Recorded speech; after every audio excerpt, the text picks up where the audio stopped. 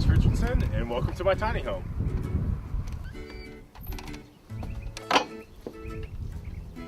Welcome, this is my kitchen. This is the first thing that you step into when you come inside the house. When I was designing and building this house, I knew that having a full-size kitchen was really important, even in a tiny home. And so having a 4-burner range that's got an oven in it was really important.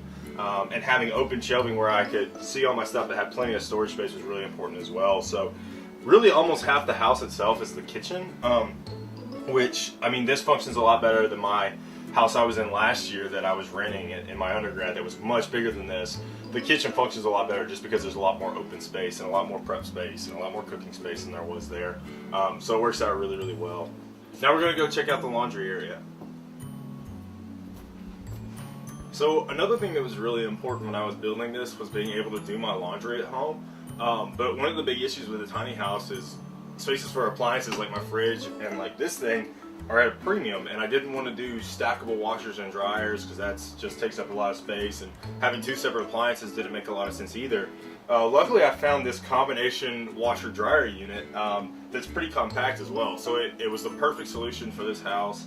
I can turn on a load of laundry in the morning, go off to school, and I won't come back till late at night, and the load will be done because it automatically runs the dryer. I don't have to switch over some damp clothes or worry about them getting mildewy or anything. So it's really the perfect solution. I also have a almost full-size fridge. It's larger than a mini fridge. It's apartment sized, which again was super important to me. I didn't want to feel like I was, even in living more minimally, I didn't want to feel like I was having to, live totally differently. It's just living how you would in a smaller space and with less. But having this size fridge still fit here works out really, really well. Another thing that was really important, another space that I wanted to make sure I had when I was designing this house was you gotta have somewhere to eat. But when the trailer's only 8 feet wide, you can't really stick a dining room table in the middle of your house.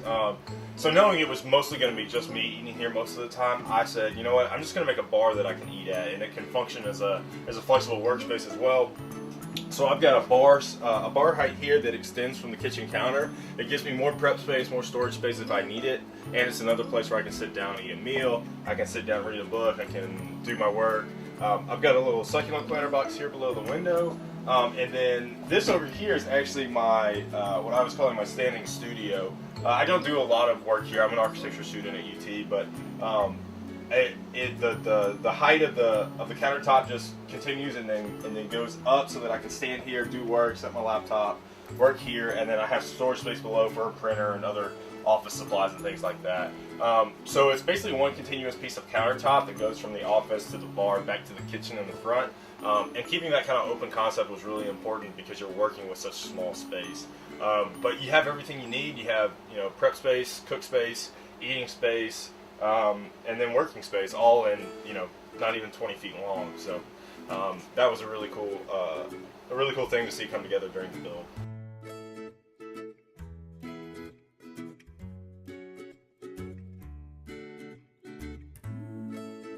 So the other space that was really important in this house was having a living room, and it's small, but it's totally enough for me.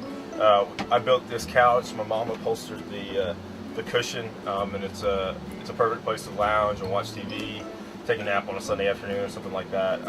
So it's small, and it's underneath my loft above us here, and it feels a little more intimate when you get back here, a little more relaxing of a space than the rest of it.